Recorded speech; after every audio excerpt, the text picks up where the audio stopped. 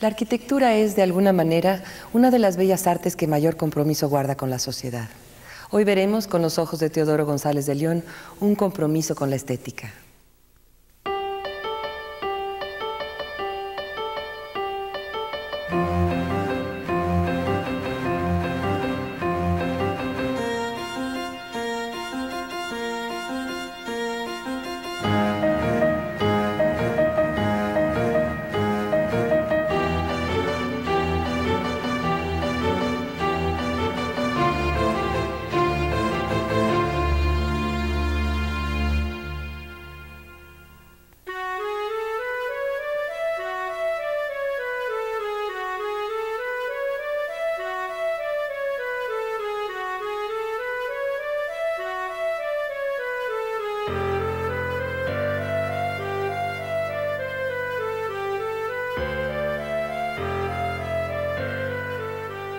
Antes, solo los monumentos, entendidos como templos, etcétera, eran considerados como arquitectura.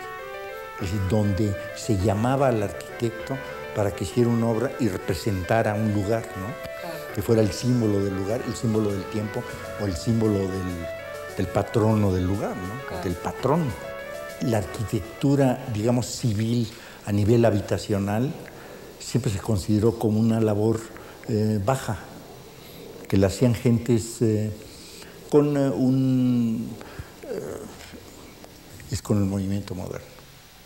Cuando Le Corbusier dice la habitación es la nueva catedral, ¿verdad? Y con eso quiere decir que hay que recuperar toda la ciudad para diseñarla y que sea una obra de arte. Porque las gentes que hacían la vivienda antes la hacían bien. Lo hacían con una tradición de hacer bien, claro. Aunque no fueran arquitectos, ¿no? Claro. Pero eran maestros de obras preparados que hacían bien las cosas. Eso se perdió.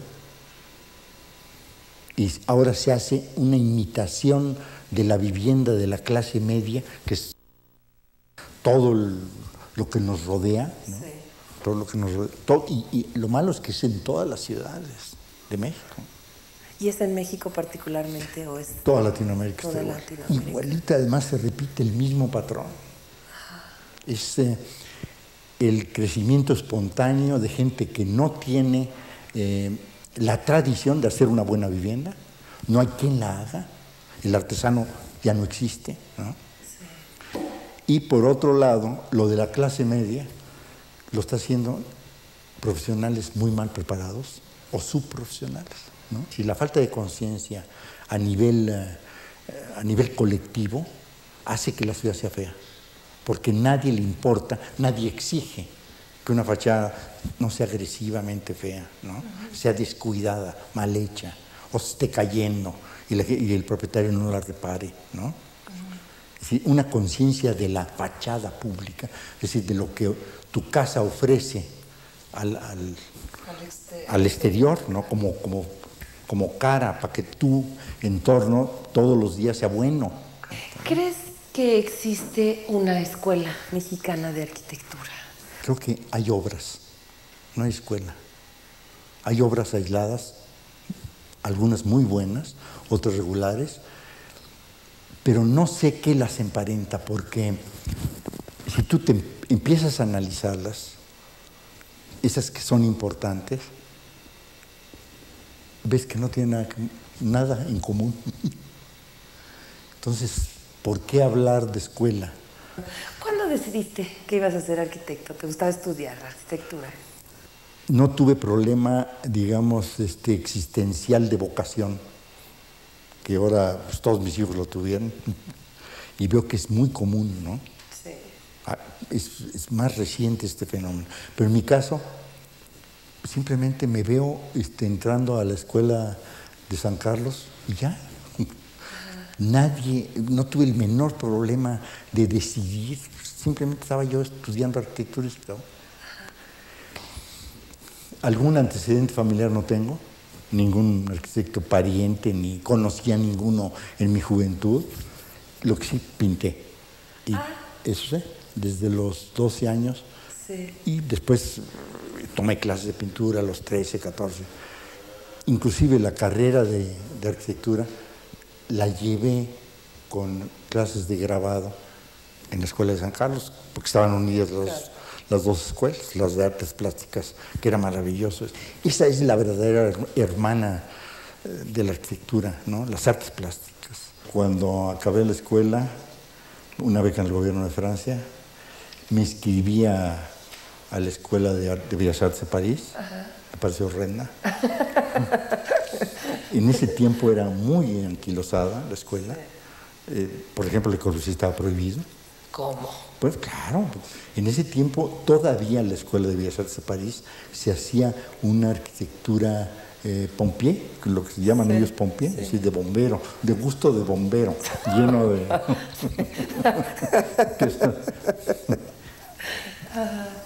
Y después me inscribí en la Escuela de Trabajos Públicos para ver si aprendía algo de concreto. Fíjate qué curioso. Concreto. Desde esa época. Sí.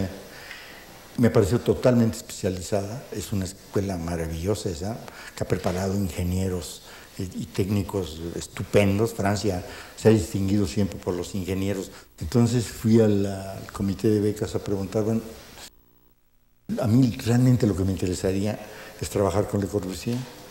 Y en ese tiempo necesitaban personal porque Le Corbusier recibía el primer gran trabajo de la posguerra, que era el edificio de Marsella, donde él consagra todas las ideas sobre la nueva catedral del hombre, la habitación.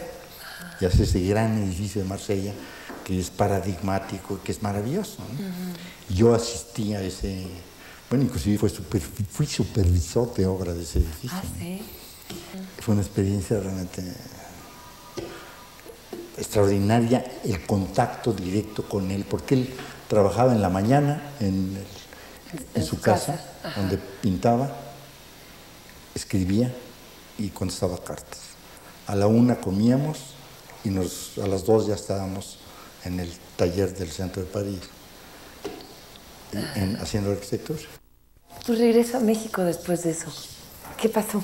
Y como al año, un industrial mexicano, que es padre de Daniel Catán, el músico, buscaba unos arquitectos jóvenes para hacer una gran residencia en las lomas de Chapultepec.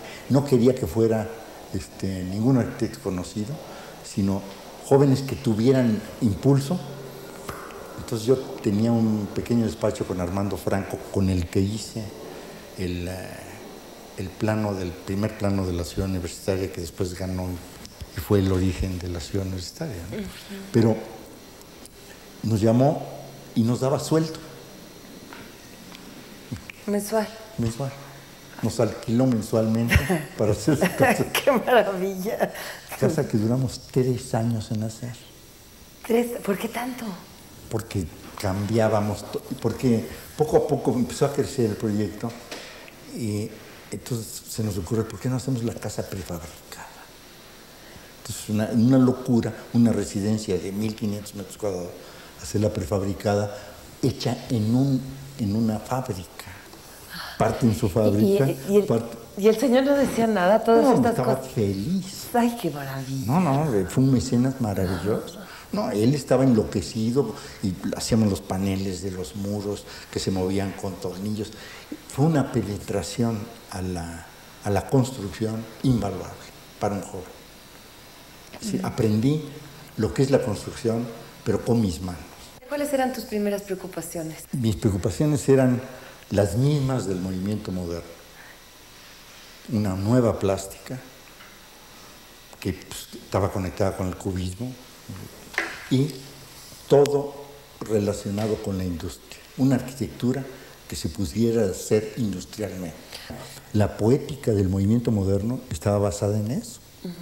Le Corbusier y todos los maestros, es decir, basaron su poética, porque era en el fondo una poética. No era cierto que eran objetos industriales, era la poesía del objeto industrial. Es lo que hizo el movimiento moderno, ¿no? Y creo que el movimiento moderno vivió en esas imágenes del mundo nuevo, del mundo industrial, que son formas que salieron por ahí y las toma la arquitectura moderna y las recrea, ¿no?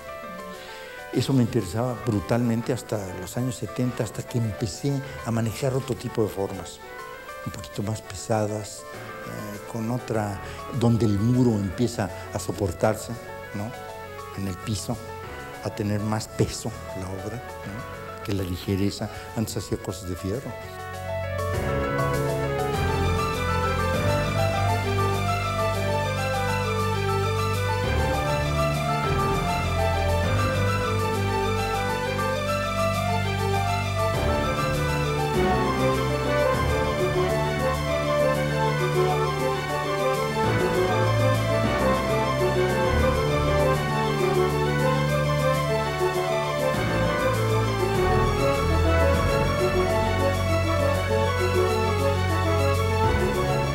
¿Qué cosas fuiste descubriendo? ¿Cómo se construye?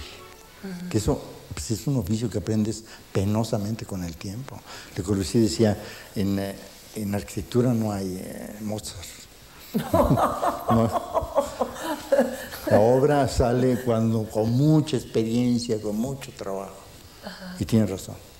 Eso, si tú analizas la obra de casi todos los creadores, la obra arquitectónica, cuando empiezas a ver que ya se parece a lo que él hace, ¿no?, que ya tiene un lenguaje propio, es como a los 45 años. La arquitectura se alimenta de arquitectura, ¿no?, como el arte se alimenta del arte, ¿no? Entonces, en la medida en que tú veas mucho arte, se te va metiendo. ¿Y qué me interesó en los 60s, en los 50s? Me interesó mucho una parte de la arquitectura mexicana, que son los conventos del siglo XVI.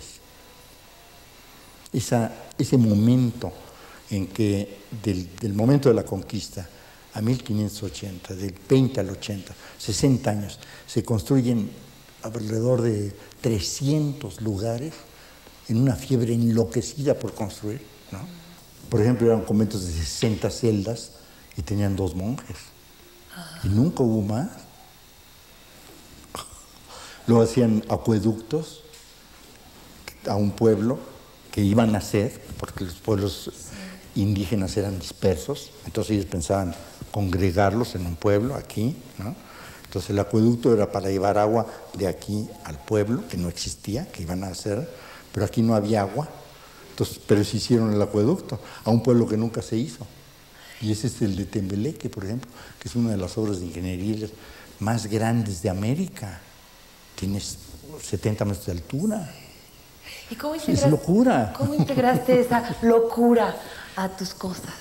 Bueno, ¿qué era lo que era veías? interesante es que era muy masivo, daba una arquitectura muy masiva, muy simple, todo ese periodo del siglo XVI, con una luz muy misteriosa, ¿sabes?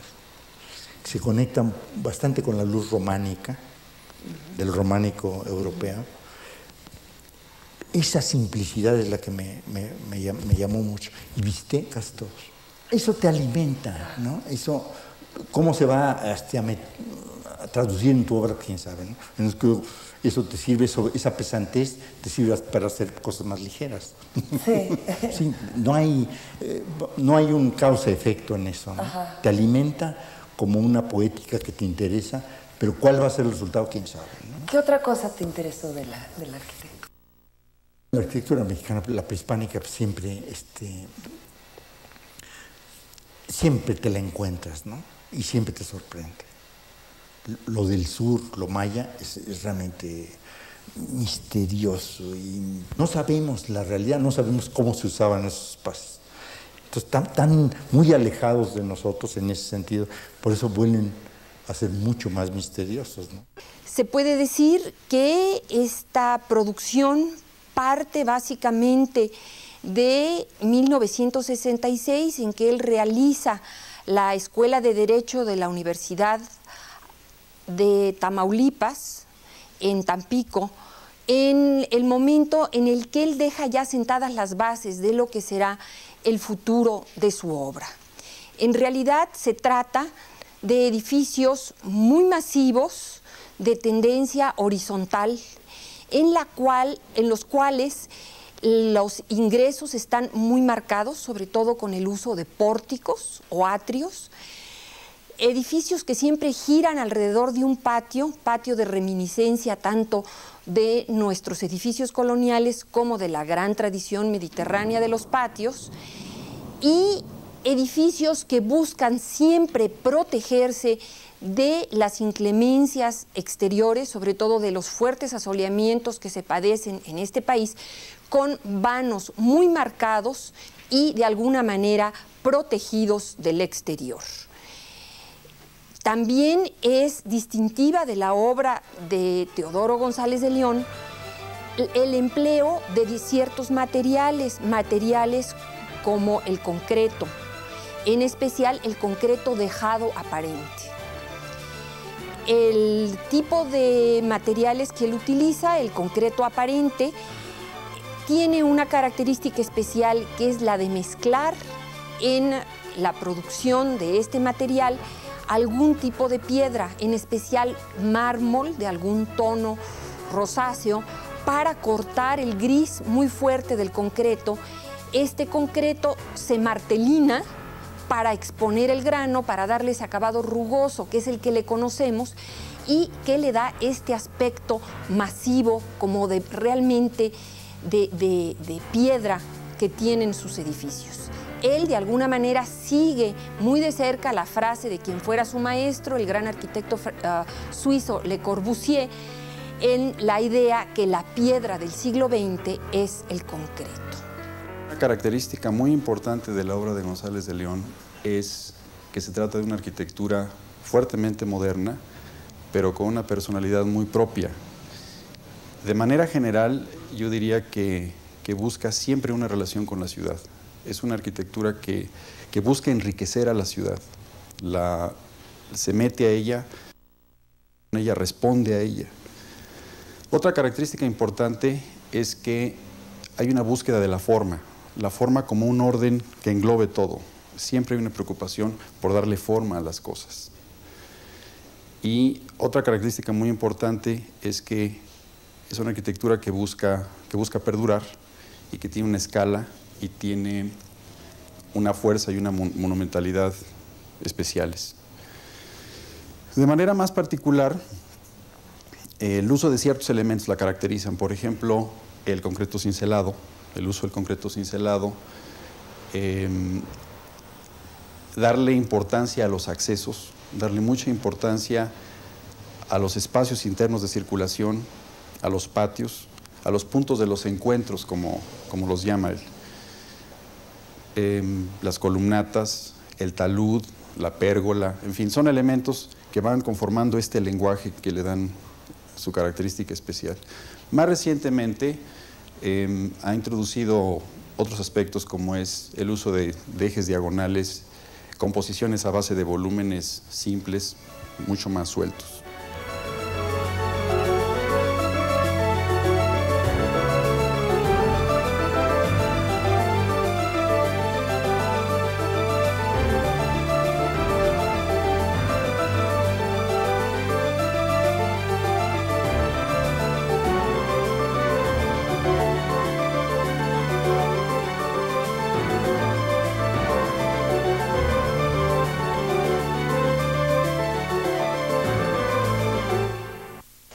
Proyectas, cuando te dan un proyecto nuevo, cuando te dan una cosa nueva, cómo surge la idea? ¿En qué cosas son en las que te fijas?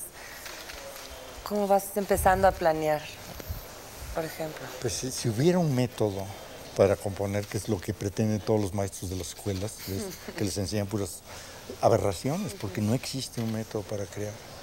La idea cuando viene, cuando sientes que hiciste un envolvente que toma el espacio y a la vez es un volumen, esas dos cosas, ¿no? El espacio y el volumen que lo envuelve, que ya te convence. Entonces en ese momento lo confrontas con lo que te pidieron. ¿Cuáles son los requerimientos? Los requerimientos son el programa, el sitio, el clima, con todos los alrededores, si se lleva bien con los alrededores, ¿no? Y vas confrontando, pero no hay método. de repente dices, bueno, esta idea no se lleva bien con los alrededores, pero me gusta tanto que no me importa que no se lleve con los... Y eso ya es una cosa tuya. Y claro, es una propuesta. ¿Sí? ¿Verdad? Ajá. Eso también con la cuestión de la arquitectura, casi siempre son cosas que te encargan. Lo que pasa es que en la arquitectura lo confrontas con tu programa, es decir, con lo que te piden, ¿no? Y con el sitio.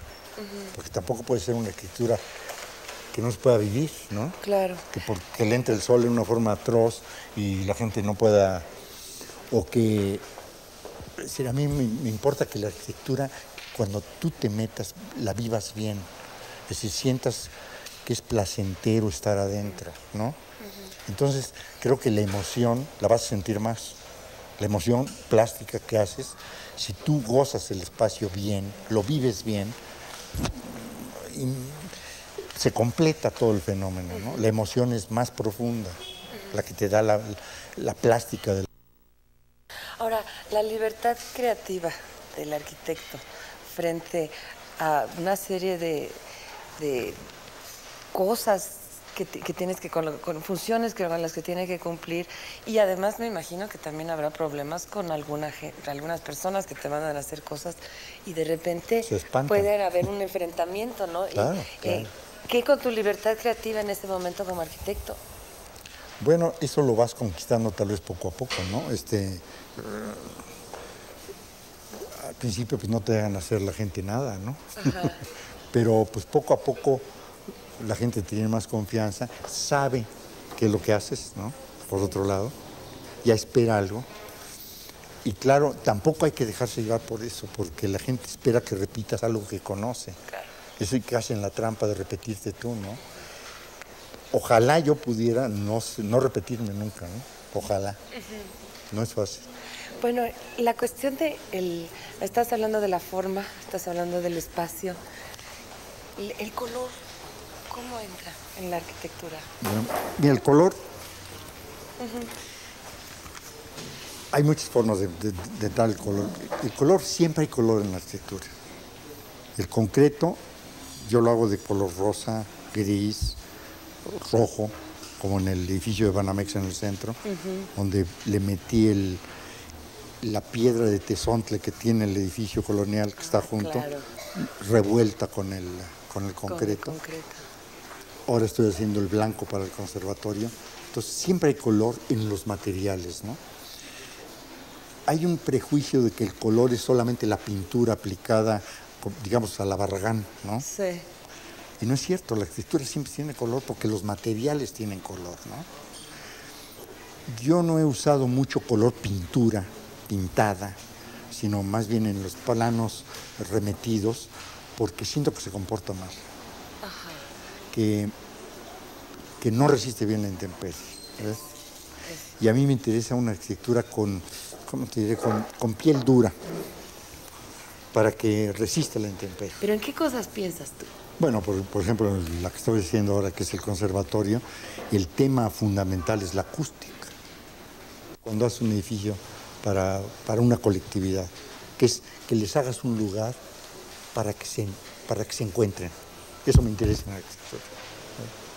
Si ves, siempre ha habido patios, ¿no? Patios donde están todas las puertas a todos los lugares, porque ese es el chiste. A fuerza vas a dar al patio. Sí. Entonces, si vas a dar fuerza al patio, te encuentras. Una cosa que a mí me sorprende muchísimo de Teodoro y que yo admiro muchísimo en él ha sido este afán o este deseo de renovación constante en su trabajo. Es un hombre que y con una tremenda inquietud no ha dejado nunca de preocuparse por una nueva propuesta, por una nueva línea, ¿no? Por una nueva posibilidad. Es un hombre muy cercano a los hombres. Y esto evidentemente se refleja en sus obras, ¿no?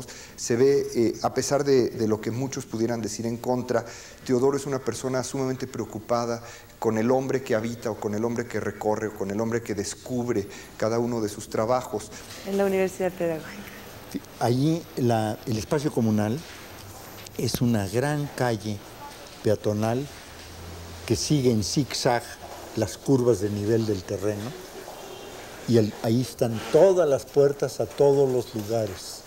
Entonces, en esa calle, es un edificio calle, como la Suprema Corte, Sí. dan todas las partes. Ahí dan. Entonces la gente a fuerza usa la calle para todo, para ir de un lado a otro y se encuentra, que eso no importa. Ahora, ¿tú qué piensas que son las tendencias de la arquitectura a futuro para el año 2000? Mira, todas las bolas de cristal que ha habido han fallado. Me interesa más la obra última, ¿no? Y hacerla distinta, o lo más distinta que pueda, porque no es fácil cambiar de lenguaje cada lunes. Como es una frase de Mies van der Rohe.